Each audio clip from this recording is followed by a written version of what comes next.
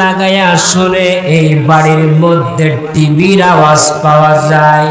বলেন তিনি মুসলমানের ঘরে কি টিভি আছে না নাই? জোরে বলেন না একটু। এই তো আরে বন্ধু, ঘরের মধ্যে টিভি আছে, চোরাই চিন্তা করে আমি যদি এই ঘরের মধ্যে ঢুকি, মার একটাও নিচেই পড়বে না, সব পিঠের পরে পড়বে। কথা বলেন।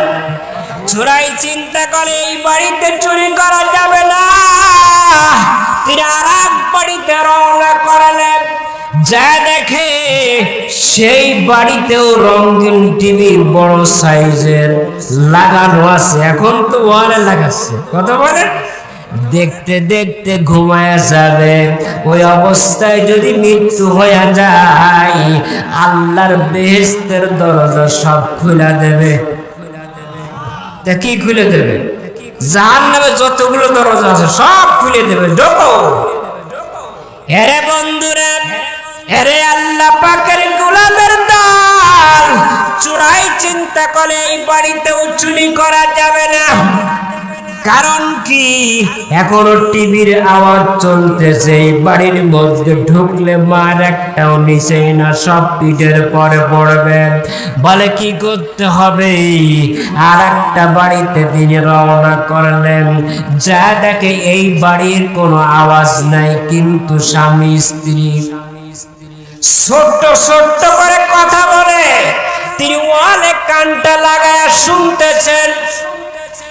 স্ত্রী স্বামীকে বলতেছে, স্বামী আমার, মেয়েটা বড় হয়ে গেল, মেয়েটাকে বিবাহ দিতে হবে।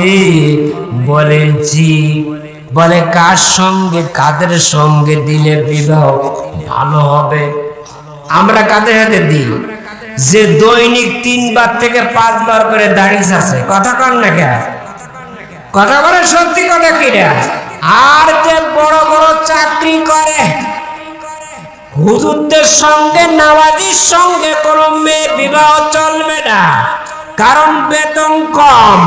এরে আল্লাহ পাকের গোলামের দল, চোরাই সব শুনতেছেন যে এই মেয়ের কথা তার বাবা বলতেছে, আমার মেয়েটা আমি বিবাহ দেব একটা নামাজির সঙ্গে।